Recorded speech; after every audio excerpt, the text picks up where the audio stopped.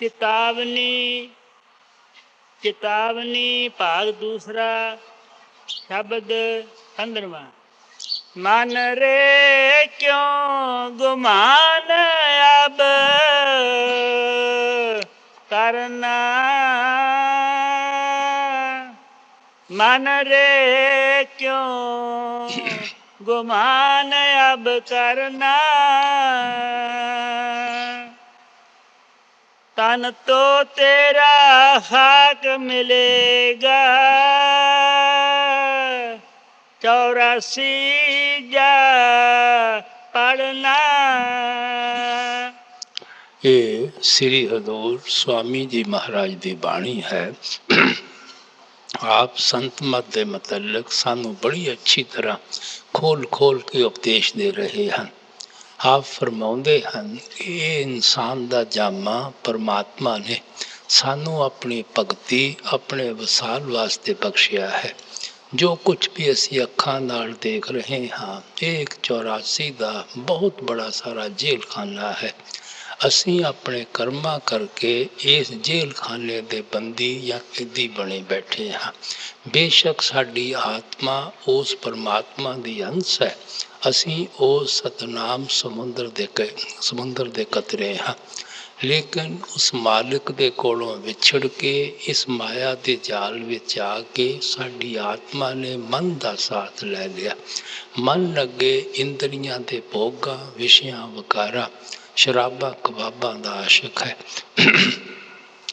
ਜੋ ਕਰਮ ਆਪਾਂ ਮਨ ਦੇ ਤਾਬੇ ਹੋ ਕੇ ਕਰਦੇ ਹਾਂ, ਅੱਛੇ ਵੀ ਕਰਦੇ ਹਾਂ, ਬੁਰੇ ਵੀ ਕਰਦੇ ਹਾਂ, ਉਹਨਾਂ ਸਾਰਿਆਂ ਦਾ ਨਤੀਜਾ ਸਾਡੀ ਆਤਮਾ ਨੂੰ ਇੱਥੇ ਆ ਕੇ ਭੁਗਤਣਾ ਪੈਂਦਾ ਹੈ।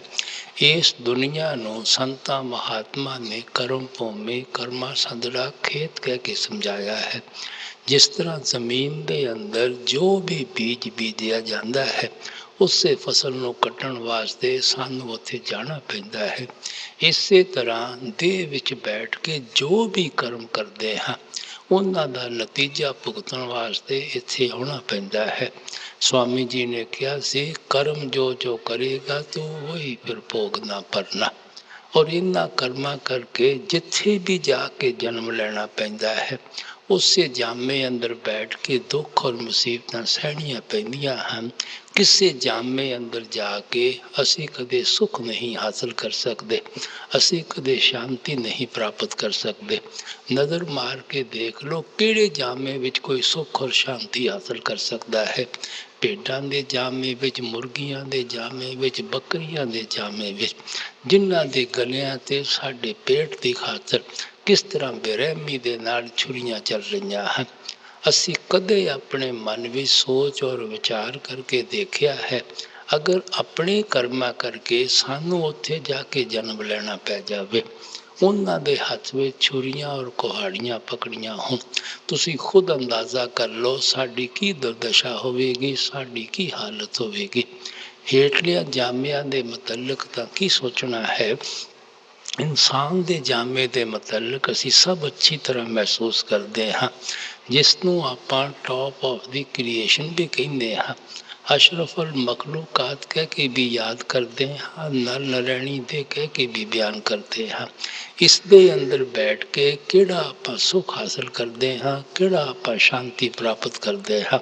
ਕਿਸੇ ਨੂੰ ਪੁੱਛ ਕੇ ਦੇਖ ਲਓ, ਕੋਈ ਬਿਮਾਰੀ ਹੱਥੋਂ ਤੰਗ ਹੈ, ਕੋਈ ਬੇਰੁਜ਼ਗਾਰੀ ਹੱਥੋਂ ਦੁਖੀ ਹੈ, ਕਿਸੇ ਦੇ ਬਾਲ ਬੱਚੇ ਨਹੀਂ ਹੁੰਦੇ, ਉਹ ਗਰੀਬ ਤੜਫਣ ਲੱਗੇ ਹੋਏ ਹਨ। ਕਈਆਂ ਨੂੰ ਬਾਲ ਬੱਚਿਆਂ ਨੇ ਦੁਖੀ ਕੀਤਾ ਹੋਇਆ ਹੈ, ਕਿਸੇ ਨੂੰ ਕਰਜ਼ੇ ਲੈਣ ਦਾ ਫਿਕਰ ਪਿਆ ਹੋਇਆ ਹੈ, ਕਿਸੇ ਨੂੰ ਡਿਗਰੀਆਂ ਦੇਣ ਦੀ ਚਿੰਤਾ ਲੱਗੀ ਹੋਈ ਹੈ। ਰੋਜ਼ ਕੰਗਾਲਾਂ ਦੀ ਇਹੋ ਜਿਹੀ ਸਰਦੀ ਅੰਦਰ ਸੜਕਾਂ 'ਤੇ ਜਾ ਕੇ ਹਾਲਤ ਦੇਖੋ, ਜੇਲ੍ਹ ਖਾਨਿਆਂ ਵਿੱਚ ਜਾ ਕੇ ਕਦੇ ਮੁਲਜ਼ਮਾਂ ਦੀਆਂ ਕਹਾਣੀਆਂ ਸੁਣੋ, ਹੌਸਪੀਟਲ 'ਚ ਜਾ ਕੇ ਕਦੇ ਬਿਮਾਰਾਂ ਦੀਆਂ ਚੀਖਾਂ ਸੁਣੋ। ਦੁਨੀਆ ਦੀ ਤਰਫ ਨਜ਼ਰ ਮਾਰਦੇ ਹਾਂ, ਦੁੱਖ ਹੀ ਦੁੱਖ, ਮੁਸੀਬਤਾਂ ਹੀ ਮੁਸੀਬਤਾਂ ਨਜ਼ਰ ਆਉਂਦੀਆਂ ਹਨ। ਇਹਨਾਂ ਕੌਮਾਂ, ਮਜ਼ਹਬਾਂ, ਮੁਲਕਾਂ ਦੇ ਝਗੜਾ ਆਪਣਾ ਪਿੱਛਾ ਹੀ ਨਹੀਂ ਛੱਡਦੇ। ਕਿਤਨਿਆਂ ਗਰੀਬਾਂ ਦਾ ਖੂਨ ਹੁੰਦਾ ਹੈ, ਕਿਤਨੀਆਂ ਔਰਤਾਂ ਬੇਵਾ ਹੁੰਦੀਆਂ ਹਨ, ਕਿਤਨੇ ਬੱਚੇ ਯਤੀਮ ਹੁੰਦੇ ਹਨ। ਜਿਸ ਜਗ੍ਹਾ ਇਹ ਦੁਰਦਸ਼ਾ ਔਰ ਹਾਲਤ ਹੈ ਕਿ ਰੋਟੀ ਕੱਪੜੇ ਵਾਸਤੇ ਆਪਾਂ ਭਟਕਦੇ ਔਰ ਤੜਫਦੇ ਫਿਰਦੇ ਹਾਂ, ਤੁਸੀਂ ਖੁਦ ਸੋਚ ਲਓ, ਉਸ ਜਾਮੇ ਅੰਦਰ ਬੈਠ ਕੇ, ਨਗਰੀ ਅੰਦਰ ਆ ਕੇ ਅਸੀਂ ਕਿਸ ਤਰ੍ਹਾਂ ਸੁੱਖ ਔਰ ਸ਼ਾਂਤੀ ਹਾਸਲ ਕਰ ਸਕਾਂਗੇ। ਇਸੇ ਵਾਸਤੇ ਸਵਾਮੀ ਜੀ ਨੇ ਕਿਹਾ ਸੀ, ਸੁਰਤ ਸੁਨ ਬਾਤ ਨੀ ਤੇਰਾ ਤਨੀ ਬਸੇ ਆਕਾਸ਼। ਐ ਆਤਮਾ, ਤੇਰਾ ਪਤੀ ਉਹ ਪਰਮਾਤਮਾ ਪਰਮੇਸ਼ਵਰ ਹੈ, ਉਹ ਸੱਚਖੰਡ ਵਿੱਚ ਬੈਠਾ ਹੋਇਆ ਹੈ, ਤੂੰ ਮਾਇਆ ਦੇ ਜਾਲ ਵਿੱਚ ਉਲਝੀ ਬੈਠੀ ਹੈ। ਜਿਤਨਾ ਅਰਸਾ ਤੂੰ ਆਪਣੇ ਘਰ ਵਾਪਸ ਨਹੀਂ ਜਾਂਦੀ, ਤੂੰ ਸੁਹਾਗਣ ਨਹੀਂ ਹੋ ਸਕਦੀ, ਤੇਰਾ ਮਰਨ ਜੰਮਣ ਦੇ ਦੁੱਖਾਂ ਤੋਂ ਛੁਟਕਾਰਾ ਨਹੀਂ ਹੋ ਸਕਦਾ। ਇਸੇ ਵਾਸਤੇ ਸਾਨੂੰ ਹਰ ਇੱਕ ਨੂੰ ਪਰਮਾਤਮਾ ਦੀ ਖੋਜ ਹੈ, ਔਰ ਇਹ ਇਨਸਾਨ ਦਾ ਜਾਮਾ ਪਰਮਾਤਮਾ ਸਾਨੂੰ ਇਸੇ ਵਾਸਤੇ ਬਖਸ਼ਦਾ ਹੈ। ਇਸ ਵਾਸਤੇ ਸਵਾਮੀ ਜੀ ਕਹਿੰਦੇ ਹਨ, ਮਿਲੀ ਨਰ ਦੇ ਇਹ ਤੁਮਕੋ ਬਣਾਓ ਕਾਜ ਕੁਛ ਆਪਣਾ, पचो मत आए इस जग में भरम में काहे को खपना, देह और गृह सब झूठा जाने और रहन का सुपना। कि ये जड़ा इंसान का जामा है, ये परमात्मा ने सानू हुण अपने भगती वास्ते बख्शिया है, अपने वसाल वास्ते बख्शिया है। इस दुनिया के सैर रंग तमाशे देख के न भुलो कि बहुत ऐश इशरत करने वाली जगह है। ये सब भरम है, सब ने नाश हो जाना है, सब ने फना हो जाना है, इन्हां दी कोई असलियत नहीं है। असी इन्हां अंदर सुख और शांति ढूंढण वास्ते जाते हाँ, होर ज़्यादा दुखी होके निकले आते हाँ। इस वास्ते कहते देह और गरीब सब झूठा।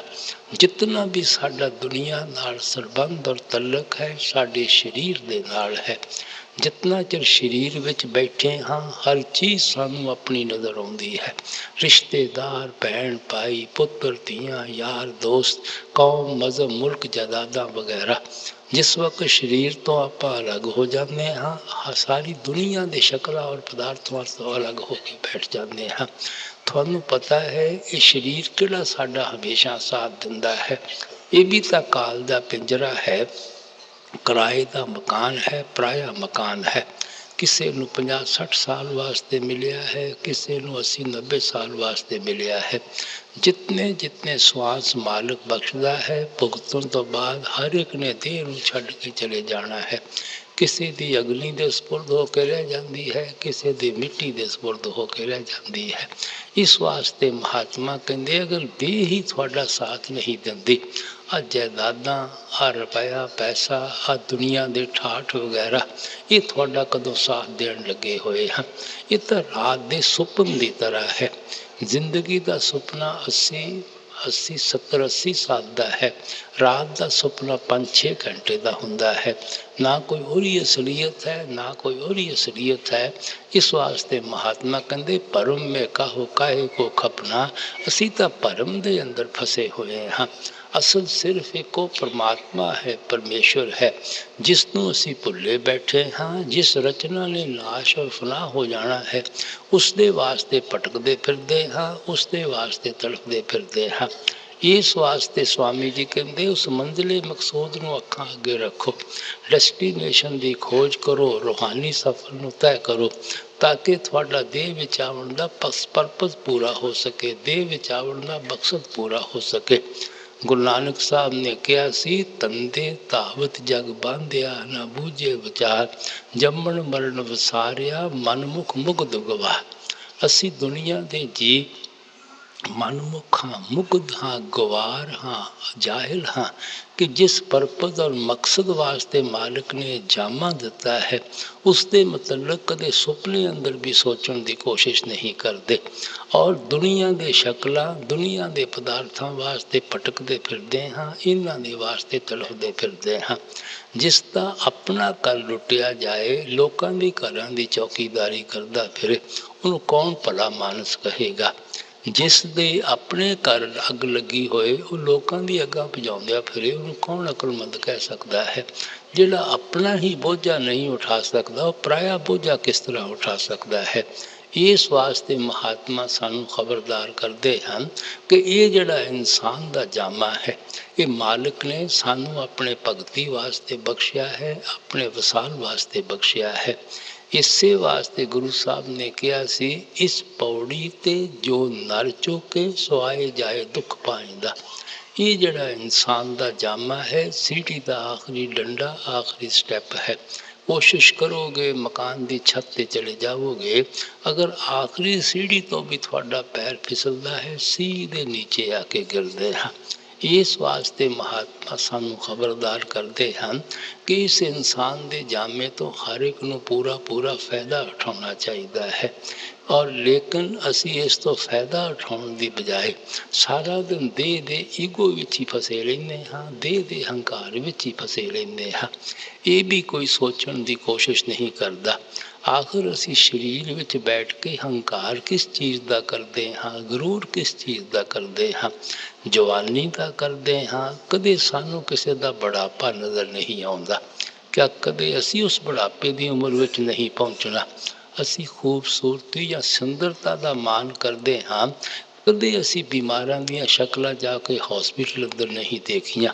चीचक निकले आवे, जॉन्डिस निकले आवे, पीलापन निकले आवे, सानू अपनी शक्ल ही शीशे में देखनी मुश्किल हो जाती है।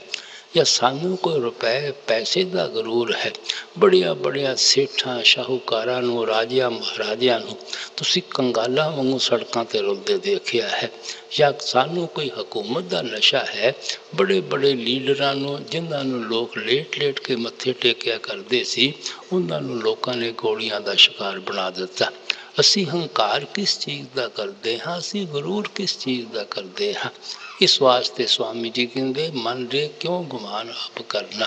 तुसी केड़ी चीज़ का हंकार करते हो। जिहड़ा तुहाडा जिस्म है ये तो मिट्टी विच रह के मिट्टी बन जाना है।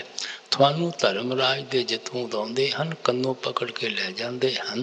तुहाडियां कर्मां दे बमूजब, तुहाडियां ख्वाहिशां तृष्णा दे बमूजब जिथे भी वो मुनासब समझदा है उत्थे जाके थानू जन्म लेना पैना है।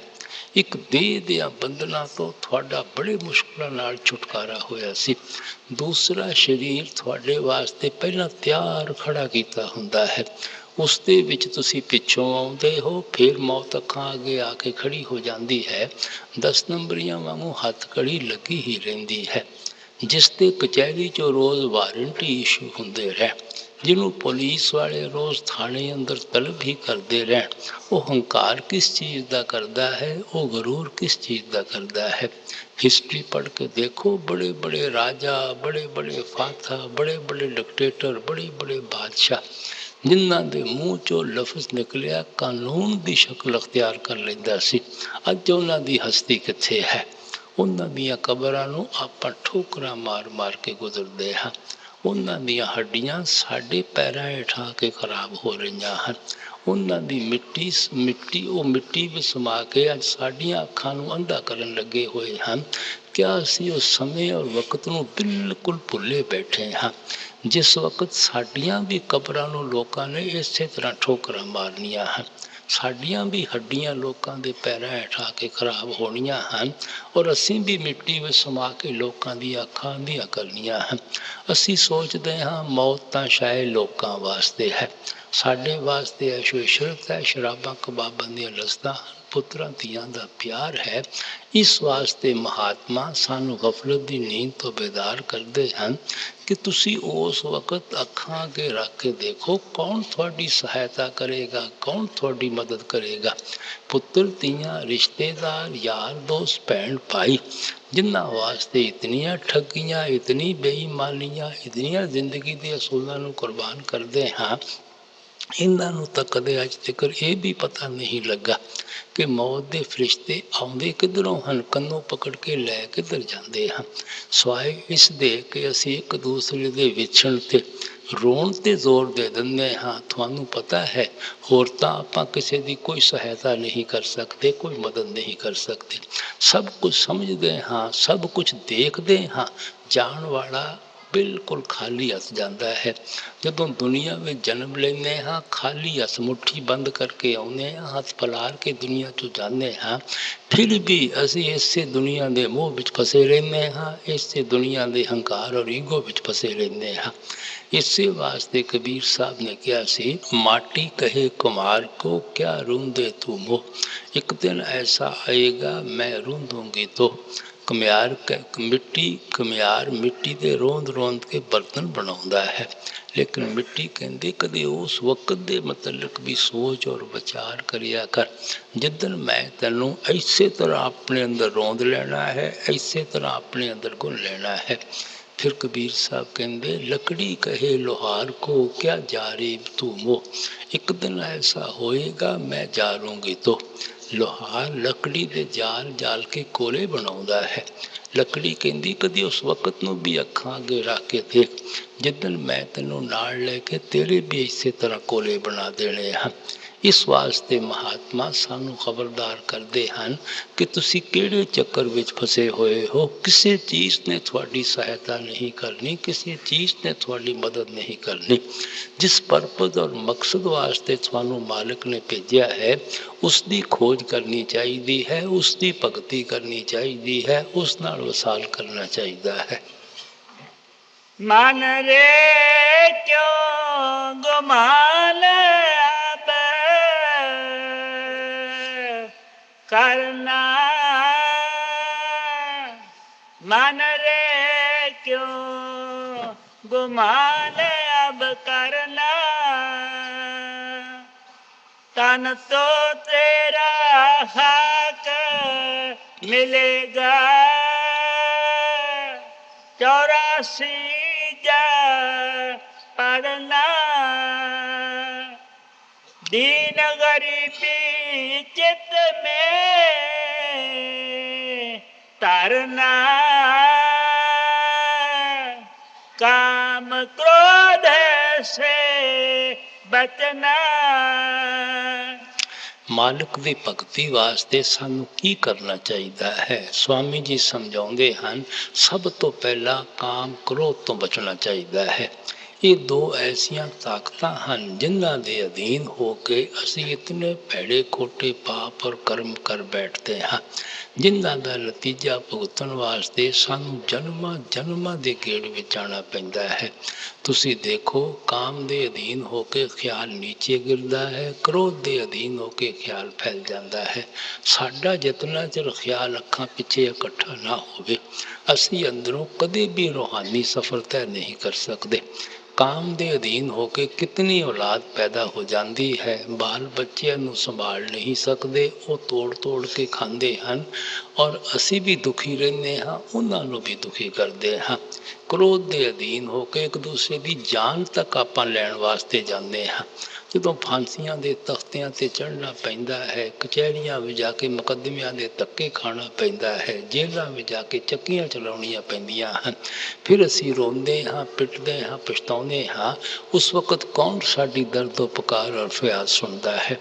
ਇਹ ਕ੍ਰੋਧ ਹੀ ਤਾਂ ਹੈ ਜਿਸ ਦੇ ਅਧੀਨ ਹੋ ਕੇ ਅੱਜ ਭਰਾ ਦਾ ਦੁਸ਼ਮਣ ਹੈ, ਕੌਮ ਦੀ ਦੁਸ਼ਮਣ ਹੈ, ਮਜ਼ਹਬ ਦਾ ਦੁਸ਼ਮਣ ਹੈ, ਮੁਲਕ ਦਾ ਦੁਸ਼ਮਣ ਹੈ। ਤੁਸੀਂ ਰੋਜ਼ ਅਖਬਾਰਾਂ ਪੜ੍ਹਦੇ ਹੋ, ਰੇਡੀਓ ਸੁਣਦੇ ਹੋ, TV ਦੇਖਦੇ ਹੋ, ਕਿਸ ਤਰ੍ਹਾਂ ਲੋਕ ਇੱਕ ਦੂਸਰੇ ਦੇ ਖੂਨ ਦੇ ਪਿਆਸੇ ਹੋਏ ਬੈਠੇ ਹਨ।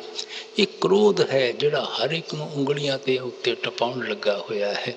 ਇਸ ਵਾਸਤੇ ਮਹਾਤਮਾ ਕਹਿੰਦੇ, ਅਗਰ ਤੁਸੀਂ ਮਾਲਕ ਨੂੰ ਮਿਲਣਾ ਚਾਹੁੰਦੇ ਹੋ, ਆਪਣੇ ਅੰਦਰੋਂ ਕਾਮ ਨੂੰ ਵੀ ਕੱਢਣਾ ਚਾਹੀਦਾ ਹੈ, ਆਪਣੇ ਅੰਦਰੋਂ ਕ੍ਰੋਧ ਨੂੰ ਵੀ ਕੱਢਣਾ ਚਾਹੀਦਾ ਹੈ। ਔਰ ਹੋਰ ਕੀ ਕਰਨਾ ਹੈ? ਆਪਣੇ ਅੰਦਰ ਨਿਮਰਤਾ ਪੈਦਾ ਕਰੋ, ਆਪਣੇ ਅੰਦਰ ਆਜਜ਼ੀ ਪੈਦਾ ਕਰੋ। ਜਿਤਨੀ ਸਾਡੇ ਅੰਦਰ ਨਿਮਰਤਾ ਹੋਵੇਗੀ, ਜਿਤਨੀ ਸਾਡੇ ਅੰਦਰ ਆਜਜ਼ੀ ਹੋਵੇਗੀ, ਉਤਨਾ ਸਾਡਾ ਖਿਆਲ ਮਾਲਕ ਦੀ ਭਗਤੀ, ਮਾਲਕ ਦੇ ਵਿਸਾਲ ਦੀ ਤਰਫ ਜਾਵੇਗਾ। ਇਹ ਈਗੋ ਹੀ ਤਾਂ ਹੈ, ਹੰਕਾਰ ਹੀ ਤਾਂ ਹੈ ਜਿਹੜਾ ਸਾਨੂੰ ਮਾਲਕ ਤੋਂ ਦੂਰ ਰੱਖੀ ਬੈਠਾ ਹੈ। ਉਹ ਨਿਮਰਤਾ ਔਰ ਆਜਜ਼ੀ ਵੀ ਸੰਤਾਂ ਮਹਾਤਮਾ ਦੇ ਜੀਵਨ ਤੋਂ ਪਤਾ ਲੱਗਦਾ ਹੈ, ਸੰਤਾਂ ਮਹਾਤਮਾ ਦੀ ਬਾਣੀ ਤੋਂ ਪਤਾ ਲੱਗਦਾ ਹੈ।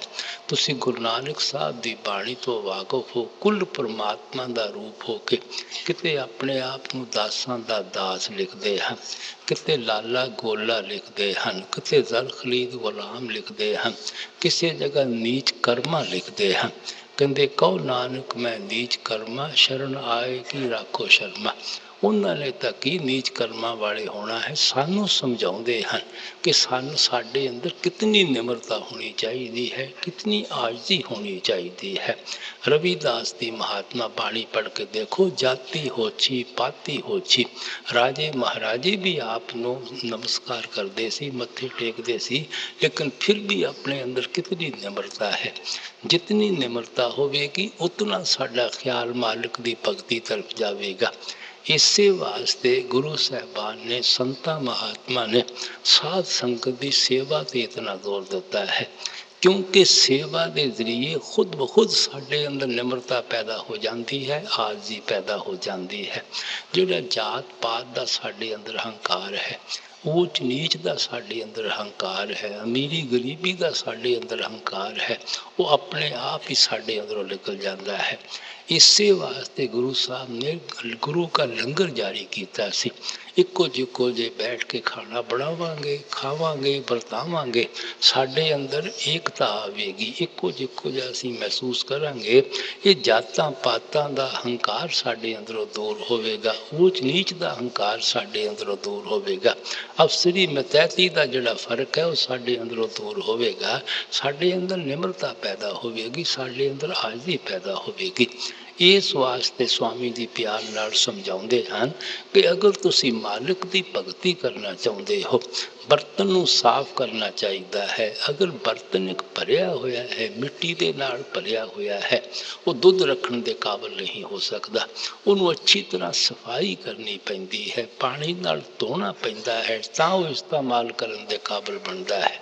ਸੋ ਸੇਵਾ ਦੇ ਜ਼ਰੀਏ ਅਸੀਂ ਉਸ ਬਰਤਨ ਨੂੰ ਨਿਮਰਤਾ ਦੇ ਨਾਲ ਭਰਨਾ ਹੈ, ਉਸ ਨੂੰ ਆਜਜ਼ੀ ਦੇ ਨਾਲ ਭਰਨਾ ਹੈ, ਤਾਂ ਕਿ ਉਸ ਦੇ ਅੰਦਰ ਅੰਮ੍ਰਿਤ ਰੂਪੀ ਨਾਮ ਅਸੀਂ ਪਾ ਸਕੀਏ, ਜਿਸ ਨੂੰ ਪੀ ਕੇ ਹੀ, ਜਿਸ ਨੂੰ ਪਾ ਕੇ ਹੀ ਅਸੀਂ ਅਮਰ ਹੋ ਸਕਦੇ ਹਾਂ, ਮਰਨ ਜੰਮਣ ਦੇ ਦੁੱਖਾਂ ਤੋਂ ਛੁਟਕਾਰਾ ਹਾਸਲ ਕਰ ਸਕਦੇ ਹਾਂ। ਇਸ ਵਾਸਤੇ ਸਵਾਮੀ ਜੀ ਫਰਮਾਉਂਦੇ ਹਨ, ਕਾਮ ਕ੍ਰੋਧ ਤੋਂ ਵੀ ਬਚਣਾ ਚਾਹੀਦਾ ਹੈ ਔਰ ਮਨ ਵਿੱਚ ਨਿਮਰਤਾ ਔਰ ਆਜਜ਼ੀ ਪੈਦਾ ਕਰਨੀ ਚਾਹੀਦੀ ਹੈ। दीन गरीबी चित में तरना, काम क्रोध से बचना, प्रीत प्रतीत गुरु की करना, नाम रसायन काटे में जरना। ਹੁਣ ਆਪ ਸਮਝਾਉਂਦੇ ਹਨ, ਗੱਲੀ ਬਾਤੀ ਸਾਡੇ ਅੰਦਰ ਨਿਮਰਤਾ ਪੈਦਾ ਨਹੀਂ ਹੋ ਸਕਦੀ। ਸੋਚਣ ਸਮਝਣ ਨਾਲ ਸਾਡਾ ਖਿਆਲ ਕਾਮ ਕ੍ਰੋਧ ਚੋਂ ਨਹੀਂ ਨਿਕਲਦਾ। ਇਸ ਦੇ ਵਾਸਤੇ ਸਾਨੂੰ ਗੁਰਮੁਖਾਂ ਦੀ ਸੰਗਤ ਕਰਨੀ ਪੈਂਦੀ ਹੈ, ਗੁਰਮੁਖਾਂ ਦੀ ਸੋਭਤ ਕਰਨੀ ਪੈਂਦੀ ਹੈ, ਉਹਨਾਂ ਦੇ ਦੱਸੇ ਹੋਏ ਉਪਦੇਸ਼ ਉੱਤੇ ਚੱਲਣਾ ਪੈਂਦਾ ਹੈ, ਕਿਉਂਕਿ ਸਾਡਾ ਮਨ ਸੰਗਤ ਔਰ ਸੋਭਤ ਦਾ ਬਹੁਤ ਜਲਦੀ ਅਸਰ ਲੈਂਦਾ ਹੈ। ਤੁਸੀਂ ਜੁਆਰੀਆਂ ਕੋਲ ਚਲੇ ਜਾਓ, ਜੂਆ ਖੇਡਣ ਦੀ ਆਦਤ ਪੈਦਾ ਹੋ ਜਾਵੇਗੀ। ਸ਼ਰਾਬੀਆਂ ਕੋਲ ਬੈਠਣਾ ਉੱਠਣਾ ਸ਼ੁਰੂ ਕਰ ਦੇਵੋ, ਸ਼ਰਾਬ ਪੀਣ ਦੀ ਆਦਤ ਪੈਦਾ ਹੋ ਜਾਵੇਗੀ। ਮਾਲਿਕ ਦੇ ਭਗਤ, ਮਾਲਿਕ ਦੇ ਭਗਤੀ, ਮਾਲਿਕ ਦੇ ਪਿਆਰ ਵਿੱਚ ਲੱਗੇ ਹੋਏ ਹਨ। ਜਦੋਂ ਅਸੀਂ ਉਹਨਾਂ ਦੀ ਸੰਗਤ ਔਰ ਸੋਭਤ ਕਰਦੇ ਹਾਂ, ਉਹ ਵੀ ਉਹਨਾਂ ਨੂੰ ਦੇਖ ਕੇ ਸਾਡੇ ਅੰਦਰ ਵੀ ਮਾਲਿਕ ਦੇ ਭਗਤੀ ਦਾ ਸ਼ੌਕ ਔਰ ਪਿਆਰ ਪੈਦਾ ਹੋ ਜਾਂਦਾ ਹੈ।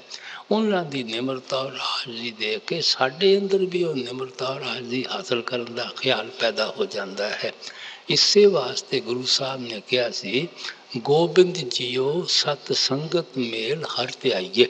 ਐ ਪ੍ਰਮਾਤਮਾ ਸਾਧੂ ਸੰਤਾਂ ਮਹਾਤਮਾ ਦੀ ਸੰਗਤ ਔਰ ਸੋਭਤ ਦੇ, ਤਾਂ ਕਿ ਤੇਰਾ ਪਤਾ ਲੱਗੇ, ਤੇਰੀ ਭਗਤੀ ਦੀ ਤਰਫ ਸਾਡਾ ਖਿਆਲ ਜਾਵੇ। ਸੋ ਮਹਾਤਮਾ ਸਤਸੰਗ ਦੇ ਜ਼ਰੀਏ ਹੀ ਸਾਡੇ ਅੰਦਰ ਮਾਲਿਕ ਦੇ ਮਿਲਣ ਦਾ ਸ਼ੌਕ ਔਰ ਪਿਆਰ ਪੈਦਾ ਕਰਦੇ ਹਨ। ਇਸੇ ਵਾਸਤੇ ਪੰਜਵੀਂ ਪਾਤਸ਼ਾਹੀ ਕਹਿੰਦੇ, ਜਿਨਕੇ ਬੰਧੇ ਕਾਟੇ, ਜਿਨਕੇ ਬੰਧਨ ਕਾਟੇ ਸਤਿਗੁਰ ਤਿਨ ਸਾਧ ਸੰਗਤ ਲੈ ਬੁਲਾਈ। ਜਿਨ੍ਹਾਂ ਜੀਵਾਂ ਨੂੰ ਮਹਾਤਮਾ ਦੇਹ ਦੀਆਂ ਬੰਧਨਾਂ ਤੋਂ ਆਜ਼ਾਦ ਕਰਨਾ ਚਾਹੁੰਦੇ ਹਨ, ਸਭ ਤੋਂ ਪਹਿਲਾਂ ਉਹਨਾਂ ਨੂੰ ਆਪਣੀ ਸੰਗਤ ਵਿੱਚ ਲਿਆਉਂਦੇ ਹਨ, ਉਹਨਾਂ ਨੂੰ ਆਪਣੀ ਸੋਭਤ ਵਿੱਚ ਲਿਆਉਂਦੇ ਹਨ।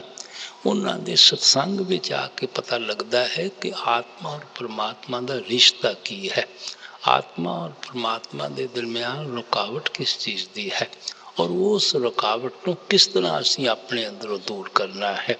ਇਸ ਵਾਸਤੇ स्वामी जी ਕਹਿੰਦੇ ਅਗਰ ਮਾਲਕ ਨੂੰ ਮਿਲਣਾ ਚਾਹੁੰਦੇ ਹੋ, ਨਿਮਰਤਾ ਔਰ ਆਜ਼ੀ ਪੈਦਾ ਕਰਨਾ ਚਾਹੁੰਦੇ ਹੋ, ਕਾਮ ਕ੍ਰੋਧ ਚੋਂ ਖਿਆਲ ਕੱਢਣਾ ਚਾਹੁੰਦੇ ਹੋ, ਗੁਰਮੁਖਾਂ ਦੀ ਸੰਗਤ ਕਰੋ, ਗੁਰਮੁਖਾਂ ਦੀ ਸੋਬਤ ਕਰੋ।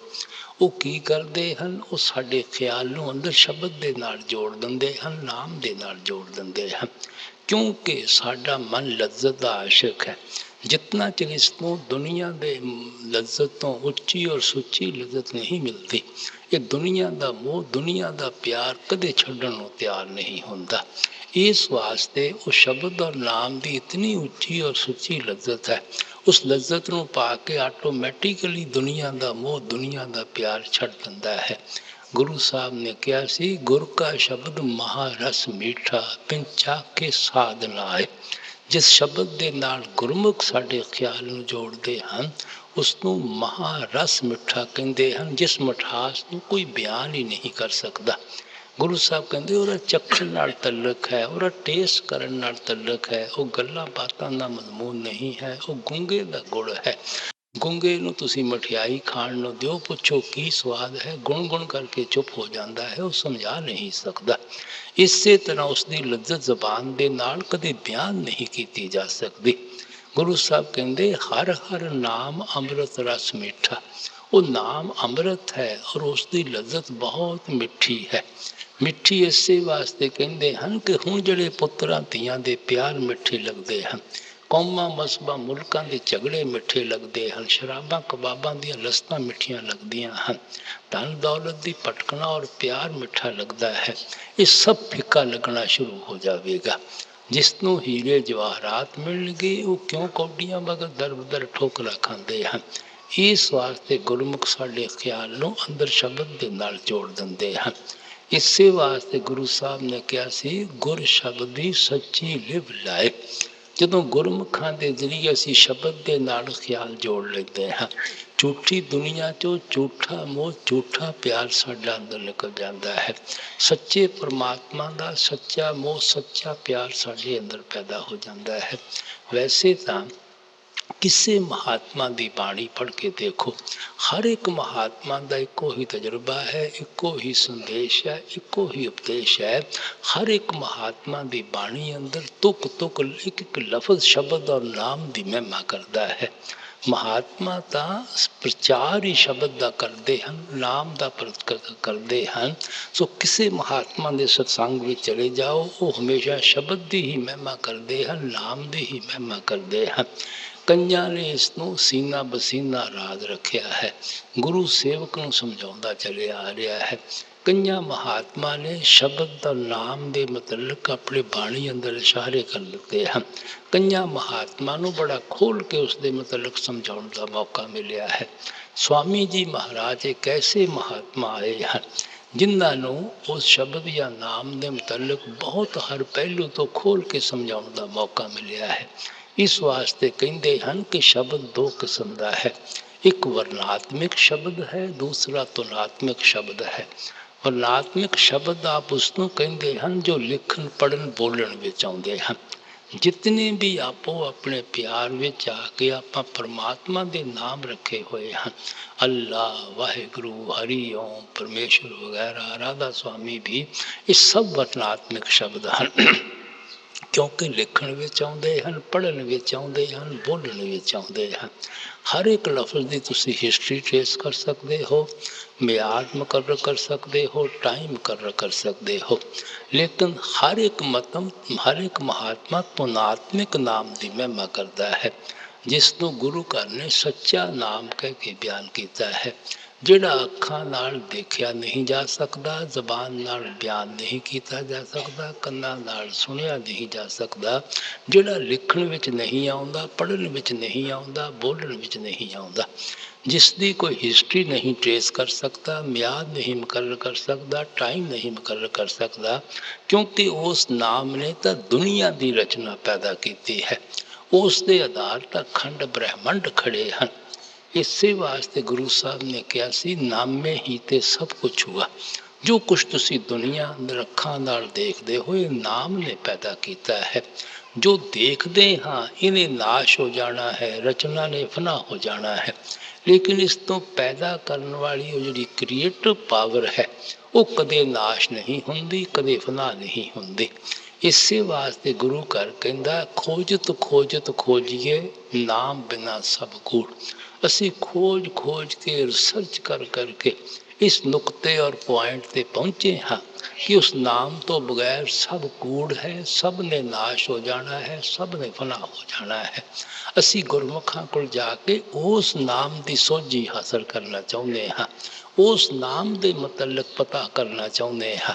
ਉਹ ਨਾਮ ਕਿੱਥੇ ਹੈ? ਮਹਾਤਮਾ ਕਹਿੰਦੇ ਸਰੀਰੋਂ ਬਾਹਰ ਕੋ ਭਾਲਣ ਜਾਏ, ਨਾਮ ਨਾ ਲਏ ਬਹੁਤ ਪੁਕਾਰ ਦੁੱਖ ਪਾਏ। ਜਿਹੜੇ ਉਸ ਨਾਮ ਨੂੰ ਸਰੀਰ ਔਰ ਦੇਹ ਤੋਂ ਬਾਹਰੋਂ ਢੂੰਡਣ ਦੀ ਕੋਸ਼ਿਸ਼ ਕਰਦੇ ਹਨ ਉਹ ਤਾਂ ਬਗਾਰੀਆਂ ਵਾਂਗੂ ਆਪਣੇ ਕੀਮਤੀ ਵਕਤ ਨੂੰ ਜ਼ਾਇਆ ਕਰ ਰਹੇ ਹਨ। ਬਗਾਰੀ ਕੌਣ ਹੁੰਦਾ ਹੈ? ਜਿਹੜਾ ਸਾਰਾ ਦਿਨ ਮਿਹਨਤ ਕਰਦਾ ਹੈ, ਟੁੱਟ ਟੁੱਟ ਕੇ ਮਰ ਜਾਂਦਾ ਹੈ, ਖੂਨ ਪਸੀਨਾ ਕਰ ਦਿੰਦਾ ਹੈ, ਜਿਸ ਗਰੀਬ ਦੇ ਹੱਥ ਪੱਲੇ ਕੁਝ ਵੀ ਨਹੀਂ ਆਉਂਦਾ। ਅਗਰ ਕੋਈ ਚੀਜ਼ ਕਿਸੇ ਦੇ ਘਰ ਦੇ ਅੰਦਰ ਗੁੰਮ ਹੋ ਜਾਵੇ, ਜੇ ਉਹ ਘਰ ਦੇ ਅੰਦਰ ਵੜ ਕੇ ਭਲਾ ਮਾਨਸ ਖੋਜ ਕਰੇਗਾ ਫਿਰ ਹੀ ਉਹ ਵਸਤੂ ਨੂੰ ਪਾ ਸਕੇਗਾ। ਜੇ ਉਹ ਸੜਕਾਂ ਤੇ ਢੂੰਡਣਾ ਸ਼ੁਰੂ ਕਰ ਦੇਵੇ, ਖੇਤਾਂ ਤੇ ਜਾ ਕੇ ਢੂੰਡਣਾ ਸ਼ੁਰੂ ਕਰ ਦੇਵੇ, ਉਸ ਵਸਤੂ ਨੂੰ ਉਹ ਹਾਸਲ ਕਿਸ ਤਰ੍ਹਾਂ ਕਰ ਸਕਦਾ ਹੈ? ਇਸ ਵਾਸਤੇ ਗੁਰੂ ਸਾਹਿਬ ਕਹਿੰਦੇ 9 ਦਰਵਾਜ਼ੇ 10ਵੇਂ ਮੁਕਤਾ ਅਨਹਦ ਸ਼ਬਦ ਵਜਾਵਣਿਆ। ਸਾਡਾ ਰੂਹਾਨੀ ਸਫ਼ਰ ਪੈਰਾਂ ਦੇ ਤਲਿਆਂ ਤੋਂ ਲੈ ਕੇ ਸਿਰ ਦੀ ਚੋਟੀ ਤੱਕ ਹੈ। ਇਸ ਦੀਆਂ 2 ਮੰਜ਼ਿਲਾਂ ਹਨ, ਇੱਕ ਅੱਖਾਂ ਤੱਕ ਹੈ, ਇੱਕ ਅੱਖਾਂ ਤੋਂ ਉੱਪਰ ਹੈ। ਜਿਸਮ ਦੇ ਅੰਦਰ ਜਿਹੜੇ ਰੂਹ ਔਰ ਮਨ ਦੀ ਜਗ੍ਹਾ ਹੈ, ਜਿਸ ਨੂੰ ਸਵਾਮੀ ਜੀ ਨੇ 10ਵੀਂ ਖਿੜਕੀ ਕਹਿ ਕੇ ਬਿਆਨ ਕੀਤਾ ਹੈ, ਕਿਉਂਕਿ 9 ਖਿੜਕੀਆਂ ਬਾਹਰ ਦੀ ਤਰਫ ਖੁੱਲ੍ਹਦੀਆਂ ਹਨ, ਉਹ 10ਵੀਂ ਖਿੜਕੀ ਅੰਦਰ ਦੀ ਤਰਫ ਖੁੱਲ੍ਹਦੀ ਹੈ। ਗੁਰੂ ਨਾਨਕ ਸਾਹਿਬ 9 ਦੁਆਰੇ ਕਹਿ ਕੇ ਬਿਆਨ ਕਰਦੇ ਹਨ ਔਰ ਉਸ ਨੂੰ ਘਰ ਦਰ ਕਹਿ ਕੇ ਜਗ੍ਹਾ ਨੂੰ ਘਰ ਦਰ ਕਹਿੰਦੇ ਹਨ, ਮੁਕਤੀ ਦਾ ਦਰਵਾਜ਼ਾ ਕਹਿੰਦੇ ਹਨ। ਇੱਥੋਂ ਖਿਆਲ ਉਤਰ ਕੇ ਇਹਨਾਂ 9 ਦੁਆਰਿਆਂ ਦੇ ਜ਼ਰੀਏ ਸਾਰੀ ਦੁਨੀਆ ਦੇ ਅੰਦਰ ਫੈਲ ਜਾਂਦਾ ਹੈ। ਸਾਡਾ ਜਿਹੜਾ ਅਸਲੀ ਘਰ ਦਾ ਦਰਵਾਜ਼ਾ ਹੈ ਉਹ ਅੱਖਾਂ ਦੇ ਪਿੱਛੇ ਹੈ। ਸੋ ਅਸੀਂ ਆਪਣੇ ਖਿਆਲ ਨੂੰ ਅੱਗੇ ਸਵਾਮੀ ਜੀ ਸਮਝਾਉਣਗੇ, ਫੈਲੇ ਹੋਏ ਵਿਚਾਰ ਨੂੰ ਵਾਪਸ ਲਿਆ ਕੇ ਅੱਖਾਂ ਪਿੱਛੇ ਇਕੱਠਾ ਕਰਨਾ ਹੈ।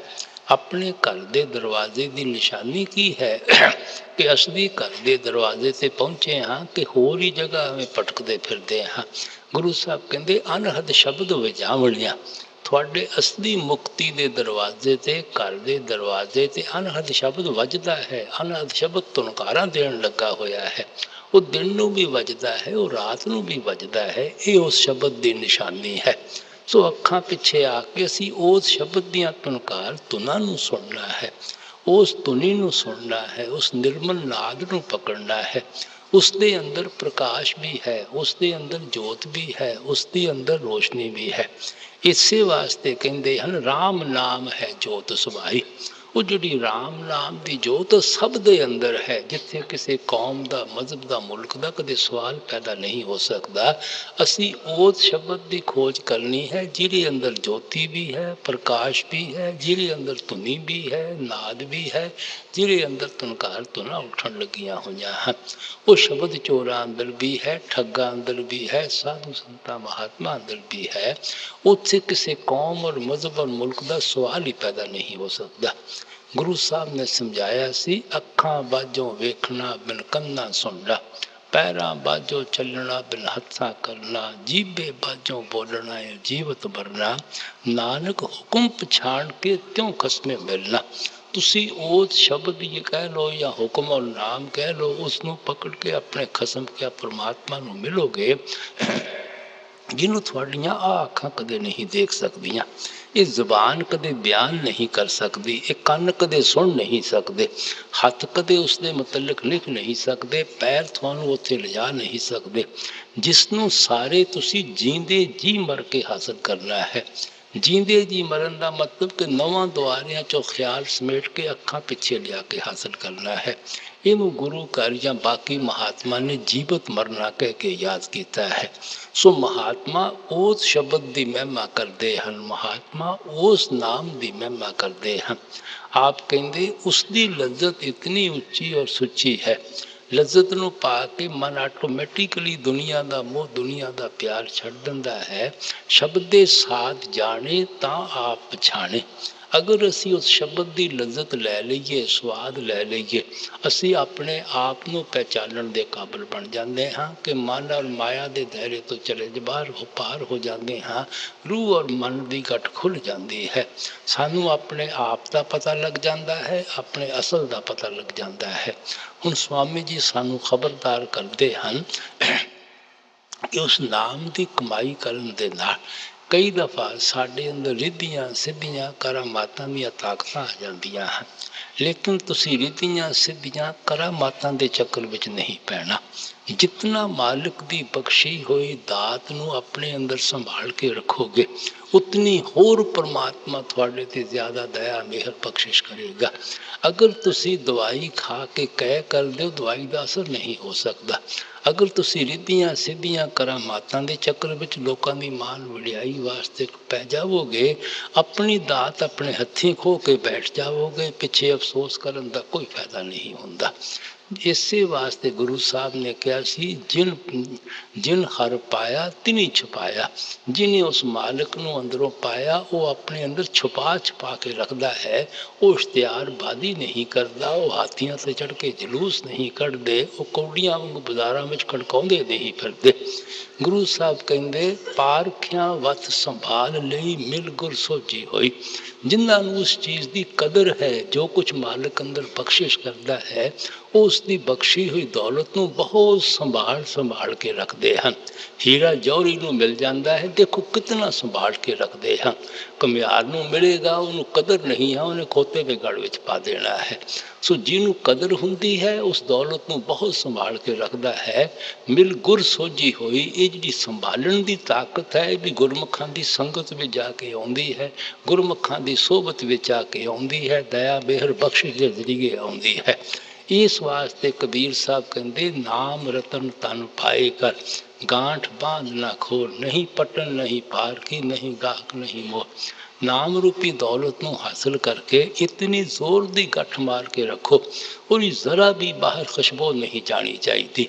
ਕਿਉਂਕਿ ਉਹਦੀ ਕਿਸੇ ਨੂੰ ਕਦਰ ਹੀ ਨਹੀਂ ਹੈ, ਉਹਦੀ ਕਿਸੇ ਨੂੰ ਕੀਮਤ ਦਾ ਪਤਾ ਨਹੀਂ ਹੈ। ਉਹਦੇ ਵਾਸਤੇ ਲੋਕ ਮਹਾਤਮਾ ਕੋ ਆਉਂਦੇ ਹੀ ਨਹੀਂ। ਲੋਕ ਤਾਂ ਪੁੱਤਰ ਧੀਆਂ ਲੈਣ ਵਾਸਤੇ ਆਉਂਦੇ ਹਨ, ਮੁਕੱਦਮੇ ਜਿੱਤਣ ਵਾਸਤੇ ਆਉਂਦੇ ਹਨ, ਬਿਮਾਰੀਆਂ ਦੂਰ ਕਰਨ ਵਾਸਤੇ ਆਉਂਦੇ ਹਨ, ਹੋਰ ਘਰਾਂ ਦੀਆਂ ਪ੍ਰੋਬਲਮਾਂ ਲੈ ਕੇ ਆਉਂਦੇ ਹਨ। ਕੌਣ ਮਹਾਤਮਾ ਕੋਲੋਂ ਬਾਲਕ ਨੂੰ ਮਿਲਣ ਵਾਸਤੇ ਆਉਂਦਾ ਹੈ? ਇਸ ਵਾਸਤੇ ਗੁਰੂ ਸਾਹਿਬ ਕੇ ਸਵਾਮੀ ਕਬੀਰ ਸਾਹਿਬ ਕਹਿੰਦੇ ਹਨ, ਉਸ ਚੀਜ਼ ਨੂੰ ਤੁਹਾਨੂੰ ਬਹੁਤ ਸੰਭਾਲ ਕੇ ਰੱਖਣਾ ਚਾਹੀਦਾ ਹੈ। ਸੋ ਇੱਥੇ ਸਵਾਮੀ ਜੀ ਕਹਿੰਦੇ, ਨਾਮ ਰਸਾਇਣ ਘਟ ਮੇ ਚਰਨਾ। ਜਿਸ ਤਰ੍ਹਾਂ ਰਸਾਇਣ ਤੁਹਾਡੇ ਹੱਡਾਂ ਵਿੱਚ ਰਚ ਜਾਂਦੀ ਹੈ, ਤੁਹਾਡੇ ਜਿਸਮ ਦਾ ਹਿੱਸਾ ਬਣ ਜਾਂਦੀ ਹੈ, ਇਸੇ ਤਰ੍ਹਾਂ ਉਹ ਜਿਹੜੀ ਮਾਲਕ ਦੀ ਬਖਸ਼ਿਸ਼ ਹੈ, ਉਹ ਵੀ ਤੁਹਾਡੇ ਅੰਦਰ ਹਜ਼ਮ ਹੋ ਜਾਣੀ ਚਾਹੀਦੀ ਹੈ, ਤੁਹਾਡੇ ਜਿਸਮ ਦਾ ਹਿੱਸਾ ਹੀ ਬਣ ਜਾਣੀ ਚਾਹੀਦੀ ਹੈ। ਕਿਉਂਕਿ ਜਿਤਨੀ ਮਾਲਕ ਦੀ ਬਖਸ਼ਿਸ਼ ਨੂੰ ਅੰਦਰ ਹਜ਼ਮ ਕਰਾਂਗੇ, ਉਤਨੀ ਹੋਰ ਪਰਮਾਤਮਾ ਸਾਡੇ ਤੇ ਜ਼ਿਆਦਾ ਦਇਆ ਮਿਹਰ ਬਖਸ਼ਿਸ਼ ਕਰਨੀ ਸ਼ੁਰੂ ਕਰ ਦਿੰਦਾ ਹੈ। दीन गरीबी चित में तरना, काम क्रोध से बचना, प्रीत प्रतीत गुरु की करना, नाम रसायन काट में जरना, मन मलिन के कहना चलना, गुर का बचन ये बिच रखना। स्वामी जी होर खबरदार करते हैं कि मन के मगर ला के कदे मालिक की भगती नहीं करनी, गुरमुखां दे मगर ला के मालिक की भगती करनी है। मन की करता है, बाहर मुखी कर दिंदा है, कर्म कांड की तरफ खिंच के ले जाता है। जो महात्मा का असली उपदेश है उसकी तरफ साडे ध्यान नूं नहीं जाण दिंदा।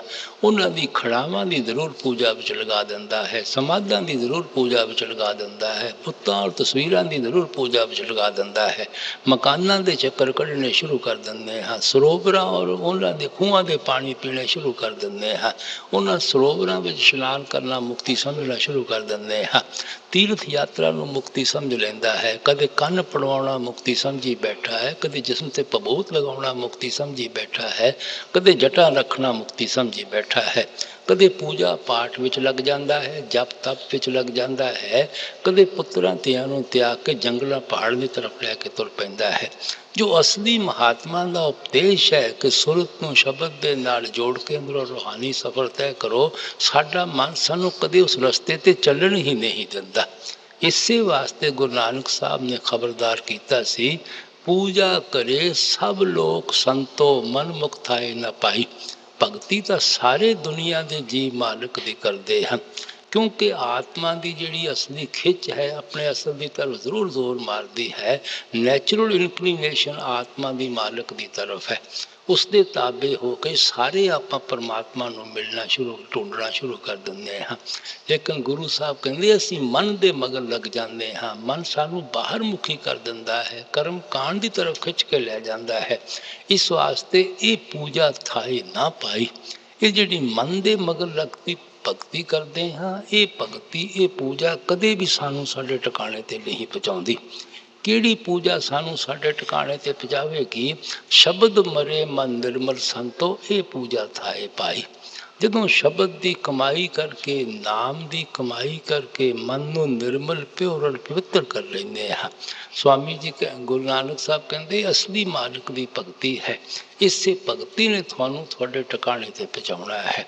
स्वामी जी ने क्या सी, कोट जतन से ये नहीं माने तुम सुनकर मन समझाई।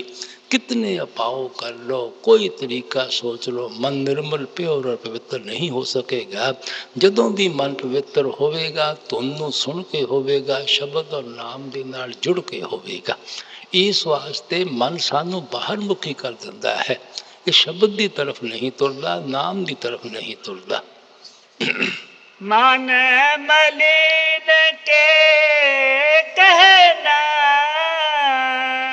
चलना, गुरु का बचन ये बिच रखना। यह मत मंद गहन है सरना, लोभ बढ़ाए उधर को भरना। मन की करता है? सब तो पहला सानू गुरमुखां दी संगत विच ही नहीं जान दिंदा, गुरमुखां दी सोबत विच ही नहीं जान दिंदा। ऐशो ऐशो शराबां कबाबां दीयां लज़्ज़तां नूं छड्डना ही नहीं चाहुंदा। अगर किते भुल्ले भटके चले भी जाते हाँ, ख्वाहिशां लैके जाता है, तृष्णा लैके जाता है, ख्वाहिशां तृष्णा पूरियां नहीं होंदियां, मन विच भाव आ जाता है, असी संगत और सोबत ही छड्ड के बैठ जाते हाँ। तुसी देखो, अगर हीरे जवाहरात की दुकान ते जाके तुसी जुत्तियां मंगनियां शुरू कर देवो, बूट मंगने शुरू कर देवो, ये मंगण वाले दा कसूर है, देण वाले दा की कसूर है? सो गुरमुखां ने तो सानू ओहो चीज़ बख्शिश करनी है जिसनों पा के साडा रचना चो मोह निकले, रचना चो प्यार निकले, मालिक नाल मोह पैदा होवे, मालिक नाल प्यार पैदा होवे। उन्होंने वो चीज़ां कदे नहीं देनियां जिन्होंने पा के असीं मालिक नूं ही भुल के बैठ जाइए, रचना दे मोह विच फस जाइए, रचना दे प्यार विच फस जाइए। इस वास्ते स्वामी जी महाराज सानू प्यार दे नाल समझाउंदे हन, ये जिहड़ा साडा मन है ये हमेशा ख्वाहिशां तृष्णा लैके महात्मा को जाता है और फिर ये लोभ रूपी कुत्ता साडे अंदर भौंकदा ही रहिंदा है। कुछ परमात्मा दे देवे, कदे इसके अंदर सबर नहीं आया, कदे इसके अंदर संतोख नहीं आया। इसे वास्ते गुरु साहब ने कहा सी, साकत नर प्राणी सद भूखे नित भूखन भूख करीजे। जिहड़े मनमुख लोग आ तो हमेशा भुखे हैं। कुछ परमात्मा दे देवे, लख दे देवे, उन्होंने 10 लाख चाहिए है, 10 लाख दे देवे 50 लाख मंगते हैं, 50 लाख दे देवे करोड़ चाहिए है, उहदे ते भी संतोख नहीं आउंदा, उहदे ते भी सबर नहीं आउंदा। कितनी सेहत अच्छी दे देवे, कितने यार दोस्त अच्छे मालिक दे देवे, इज्जत दे देवे, धन दौलत दे देवे, वो जदों भी भुल्ले भटके कते हथ जोड़ते हैं मालिक दे अगे दुनिया ਦੀਆਂ ਖਾਸ਼ਾਂ पूरियां कराउण वास्ते, दुनिया ਦੀਆਂ तृष्णा पूरियां कराउण वास्ते। उन्होंने कदे शुक्र विच आके मालिक दा शुक्र करन दी कोशिश नहीं सी कीती। उन्हों के मन में सबर ही नहीं है, उन्हों के मन में संतोख ही नहीं है, वो भटकते फिरते हैं, वो दुनिया वास्ते तड़फते फिरते हैं। इस वास्ते स्वामी जी महाराज समझाते हैं कि मन ने तो खाशा तृष्णा करनियां छड्डनियां ही नहीं है। इसे वास्ते गुरु साहब ने कहा सी आसा पर्वत जिन्नियां मौत तनावा हेठ। खाशा तृष्णा साड़ियाँ हिमालय के पहाड़ नालों भी ज्यादा हैं। मौत साढ़े पैरों हेठा खड़ी है, पता नहीं जिंदगी के 5 साल हैं कि 10 साल हैं, किहड़े वेले परे परिवार नूं छड्ड के जाना पैंदा है। फिर किहड़ा मन ने खाशा तृष्णा करनियां बंद कर देनियां सी, पिछलियां पूरियां नहीं हुंदियां, अगलियां फिर 25 पैदा कर दिंदा है। इस वास्ते स्वामी जी खबरदार करते हैं कि महात्मा को खाशा लैके नहीं जाना, तृष्णा लैके नहीं जाना। मालिक दे पाने विच रहना चाहिए है, मालिक दे हुक्म विच रहना चाहिए है। पाने का मतलब है प्रारब्ध कर्मां दा खुशी खुशी नाल हिसाब देना है। जिस हालत विच वो माल रखता है, उस हालत विच रहिंदे होए मालिक की भगती करनी है। महात्मा कहते राज देवे तो तेरी उपमा भीख मंगाए तो क्या कट जाई। ऐ परमात्मा अगर दुनिया का राज पाठ भी तू मैनू दे देवेगा, मैं तेरी ही भगती करनी है, तेरी ही महिमा करनी है। अगर मैनू दुनिया में आके दर बदर ठोकरा खानियां पैन गियां, फिर कहना मैं दाते का दरवाज़ा छड़ के चले जाना है। मैं तो इसे दर का कुकर हाँ। जिस तरह कुत्ता अपने मालिक का दरवाज़ा नहीं छड़ता, जितनी मर्जी को दूर दूर करता रहे, इसी तरह असी तो उस दर्दे कुत्ते हाँ, उस दर्दे मंगते हाँ। हवाई जहाज़ के कान उस जहाज़ तो बगैर तो बैठने का कोई ठिकाना ही नहीं है, अखीर उन्होंने उत्थे ही आसरा लेना पैंदा है। साड़ी आत्मा नूं मालिक तो इलावा ठिकाना किहड़ा है। जितनियां मर्जी असी फड़ा मार लईए, अखीर उस जगह मालिक के हुक्म विच ही आउणा पैंदा है। इस वास्ते स्वामी जी प्यार नाल समझाते हैं कि असी एवें दुनिया दीयां खाशां करते रहने हाँ। जो कुछ मालिक ने देना है हर एक दे मुकद्दर विच लिखिया होया है, तकदीर विच लिखिया होया है, वो सानू मिल जाना है। अगर नाम की कमाई करते हाँ, साढ़े अंदर शक्ति आ जाती है, ताकत आ जाती है। असी मुश्किल तो मुश्किल कर्मां दा भी खुशी खुशी हिसाब दे देंगे हाँ। और मालिक भी कई दफा दया मेहर बख्शिश करके साड़ी सूली दी सूर कर दिंदा है। यह मत मंद गहन है सरना, लोभ बढ़ाए उधर को भरना। तुम मानो मत इसका कहना, इसके संग जगत बिच गिरना। अगर खाशा तृष्णा लैके मालिक की भगती करते हाँ, तो वापस इस जिथे खाशा पूरियां करने वास्ते जन्म लेना पैंदा है। उस जगह परमात्मा जन्म दिंदा है जिथे अच्छी तरह खाशा तृष्णा पूरा कर सकिए। गुरु साहब ने कहा सी दिंदा दे लेंदे थक पाए, जुगा जगंतर पाए पाए। मालिक ने दिंदे नहीं दिंदे थकना, असी लेंदे लेंदे थक जाना है। जुगा जुगा तो असी मालिक दे कोलों मंगते आ रहे हाँ, वो दाता दिंदा आ रहा है, जिसका की नतीजा है हाले ही 84 दे जेल खाने विच फसे हुए हाँ। इस वास्ते महात्मा कहते हैं कि खाशा तृष्णा हैं साड़ियाँ जिहड़ियां सानू बार बार दे दियां बंधना विच खिच के ले आउंदियां हैं। गुरु साहब कहते बिन बोले सब कुछ जानदा, किस आगे कीजिए अरदास। असी एवें खाशा तृष्णा करके मालिक अगे गोडे रगड़न लगे हुए हाँ। उहदे कोलों मंगण की सानू लोड़ ही नहीं है। साडे बगैर मंगे ही उन्होंने ज्यादा पता है सानू किस चीज़ की जरूरत है। गड़गड़ाउण नाल वो ज्यादा नहीं दिंदा, उन्हें जो देना है उन्होंने खुद ही पता है कि उन्हें साढ़े ते किस चीज़ की बख्शिश करनी है। साड़ियाँ अरदासां ने उन्होंने अरदासां करन नाल बहुता नहीं देना, उन्हें अपने आप ही जो देना है सानू दे देना है। ਇਸ ਵਾਸਤੇ ਗੁਰੂ ਸਾਹਿਬ ਕਹਿੰਦੇ ਅਗਰ ਉਹ ਦੇ ਸਕਦਾ ਹੈ, ਉਹ ਜਾਂਚ ਵੀ ਸਕਦਾ ਹੈ ਸਾਨੂੰ ਜ਼ਰੂਰਤ ਕਿਸ ਚੀਜ਼ ਦੀ ਹੈ। ਔਰ ਅਸੀਂ ਤਾਂ ਅੰਧੇ ਹਾਂ, ਸਾਨੂੰ ਤਾਂ ਪਤਾ ਹੀ ਨਹੀਂ ਕਿਹੜੀ ਚੀਜ਼ ਸਾਡੇ ਫਾਇਦੇ ਵਾਸਤੇ ਹੈ, ਕਿਹੜੀ ਚੀਜ਼ ਸਾਡੇ ਨੁਕਸਾਨ ਵਾਸਤੇ ਹੈ। ਕਈਆਂ ਚੀਜ਼ਾਂ ਨੂੰ ਮੰਗਦੇ ਮੰਗਦੇ 5-7 ਸਾਲ ਲੱਗ ਜਾਂਦੇ ਹਨ। ਜੇ ਮਾਲਕ ਬਖਸ਼ਿਸ਼ ਕਰ ਵੀ ਦੇਵੇ, ਉਹਨਾਂ ਤੋਂ ਛੁਟਕਾਰਾ ਹਾਸਲ ਕਰਨ ਵਾਸਤੇ ਸ਼ਾਇਦ 15-20 ਸਾਲ ਲੱਗ ਜਾਣਗੇ, ਕਿਉਂਕਿ ਅਸੀਂ ਅੰਨੇ, ਸਾਨੂੰ ਪਤਾ ਨਹੀਂ ਸਾਡਾ ਫਾਇਦਾ ਕਿਸ ਚੀਜ਼ 'ਚ ਹੈ। ਅਗਰ ਮਾਲਕ 'ਤੇ ਛੱਡ ਦਈਏ ਫਿਰ ਸਾਨੂੰ ਅਫਸੋਸ ਹੀ ਕਿਸੇ ਗੱਲ ਦਾ ਨਹੀਂ ਆਉਂਦਾ। ਇਸ ਵਾਸਤੇ ਮਹਾਤਮਾ ਕਹਿੰਦੇ ਮਾਲਕ ਦੀ ਭਗਤੀ ਮਾਲਕ ਦੇ ਮਿਲਣ ਵਾਸਤੇ ਕਰੋ, ਨਾ ਕਿ ਖਾਸ਼ਾਂ ਔਰ ਤ੍ਰਿਸ਼ਨਾ ਲੈ ਕੇ ਕਰਨੀ ਚਾਹੀਦੀ ਹੈ। ਇਸੇ ਵਾਸਤੇ ਗੁਰੂ ਸਾਹਿਬ ਨੇ ਕਿਹਾ ਸੀ ਤੁਧ ਬਿਨ ਹੋਰ ਕੁਛ ਮੰਗਣਾ ਸਿਰਫ ਦੁੱਖਾਂ ਕੇ ਦੁੱਖ। ਐ ਪਰਮਾਤਮਾ ਤੇਰੇ ਬਗੈਰ ਅਸੀਂ ਅਗਰ ਹੋਰ ਕੋਈ ਦੁਨੀਆ ਦੀ ਚੀਜ਼ ਮੰਗਦੇ ਹਾਂ, ਅਸੀਂ ਦੁੱਖਾਂ ਨੂੰ ਮੰਗਣ ਲੱਗੇ ਹੋਏ ਹਾਂ, ਮੁਸੀਬਤਾਂ ਨੂੰ ਮੰਗਣ ਲੱਗੇ ਹੋਏ ਹਾਂ। ਕਬੀਰ ਸਾਹਿਬ ਨੇ ਕਿਹਾ ਸੀ ਜਿਸ ਕੋ ਕਛੂ ਨਾ ਚਾਹੀਏ ਵਹੀ ਸ਼ਾਹਿਨਸ਼ਾਹ। ਜਿਹਨੂੰ ਦੁਨੀਆ ਵਿੱਚ ਕਿਸੇ ਚੀਜ਼ ਦੀ ਜ਼ਰੂਰਤ ਨਹੀਂ ਹੈ, ਉਸ ਤੋਂ ਵੱਡਾ ਹੋਰ ਕਿਹੜਾ ਸ਼ਾਹਿਨਸ਼ਾਹ ਹੋ ਸਕਦਾ ਹੈ। ਜਿਹੜਾ ਦਿਨ ਰਾਤ ਅਰਦਾਸਾਂ ਕਰਨ ਲੱਗਾ ਹੋਇਆ ਹੈ, ਉਸ ਤੋਂ ਵੱਡਾ ਕੰਗਾਲ ਹੋਰ ਕੌਣ ਹੋ, ਮੰਗਤਾ ਹੋਰ ਕੌਣ ਹੋ ਸਕਦਾ ਹੈ। ਇਸ ਵਾਸਤੇ ਆਪ ਸਮਝਾਉਂਦੇ ਹਨ ਕਿ ਮਾਲਕ ਦੇ ਭਾਣੇ ਵਿੱਚ ਰਹਿਣਾ ਚਾਹੀਦਾ ਹੈ, ਮਾਲਕ ਦੇ ਹੁਕਮ ਵਿੱਚ ਰਹਿਣਾ ਚਾਹੀਦਾ ਹੈ। तुम मानो मत इसका कहना, इसके संग जगत बिच गिरना।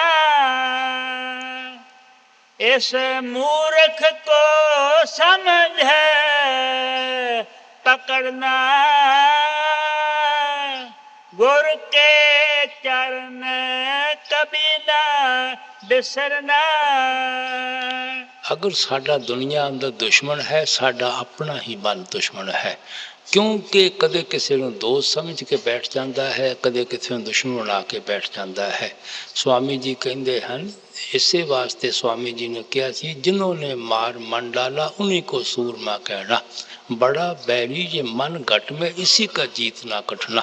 दुनिया ਵਿੱਚ बड़े बड़े सूरमे और बहादुर लोग होए हैं, लेकिन उन्होंने तो भी ज़्यादा सूरमा और बहादुर वो शख्स है जिन्हें अपने लफ्ज़ पे काबू पा लिया है, अपने मन पे काबू पा लिया है। और एक ऐसा दुश्मन है जो साढ़े शरीर के अंदर बैठा होया है, पता नहीं किहड़े वेले धोखा दे देना है। कदे दोस्त बन के गुमराह कर दिंदा है, कदे दुश्मन बन के डरा के किसी होर तरफ तोड़ दिंदा है। इस वास्ते सानू हमेशा मन तो खबरदार रहना चाहिए है। ਇਹੋ ਗੁਰੂ ਘਰ ਨੇ ਕਿਹਾ ਸੀ ਕਿ ਆਪ ਫਰਮਾਉਂਦੇ ਹਨ ਮਨ ਜੀਤੇ ਜਗ ਜੀਤ। ਅਗਰ ਤੁਸੀਂ ਮਨ ਨੂੰ ਜਿੱਤ ਲਵੋਗੇ, ਤੁਸੀਂ ਸਾਰੇ ਦੁਨੀਆ ਦੇ ਬਣਾਉਣ ਵਾਲੇ ਨੂੰ ਜਿੱਤ ਲਵੋਗੇ। ਇਸ ਵਾਸਤੇ ਆਪ ਸਾਨੂੰ ਖਬਰਦਾਰ ਕਰਦੇ ਹਨ, ਮਨ ਤੋਂ ਹਮੇਸ਼ਾ ਚੌਕਸ ਰਹਿਣਾ ਚਾਹੀਦਾ ਹੈ। ਮਨ ਨੂੰ ਅਸੀਂ ਕਿਸ ਤਰ੍ਹਾਂ ਨਿਰਮਲ ਕਰਨਾ ਹੈ, ਮਨ ਨੂੰ ਕਿਸ ਤਰ੍ਹਾਂ ਪਿਓਰ ਔਰ ਪਵਿੱਤਰ ਕਰਨਾ ਹੈ, ਅੱਗੇ ਇਸ਼ਾਰਾ ਕਰਦੇ ਹਨ। तुम मानो मत इसका कहना, इसके संग जगत बिच गिरना। इस मूर्ख को समझ पकड़ना, गुर के चरण कभी ना बिसरना। गुर का रूप नैन में धरना, सुरत शब्द से नभ पर चढ़ना। ਸਮਝਾਉਂਦੇ ਹਨ ਮਨ ਨੂੰ ਕਾਬੂ ਕਰਨ ਦਾ ਇੱਕੋ ਤਰੀਕਾ ਹੈ ਕਿ ਤੁਸੀਂ ਸਿਮਰਨ ਔਰ ਧਿਆਨ ਦੇ ਜ਼ਰੀਏ ਅੱਖਾਂ ਪਿੱਛੇ ਖਿਆਲ ਇਕੱਠਾ ਕਰਕੇ ਅੰਦਰ ਸ਼ਬਦ ਦੇ ਨਾਲ ਜੋੜੋ ਔਰ ਮੰਜ਼ਿਲ ਦਰ ਮੰਜ਼ਿਲ ਉੱਪਰ ਚੱਲੋ।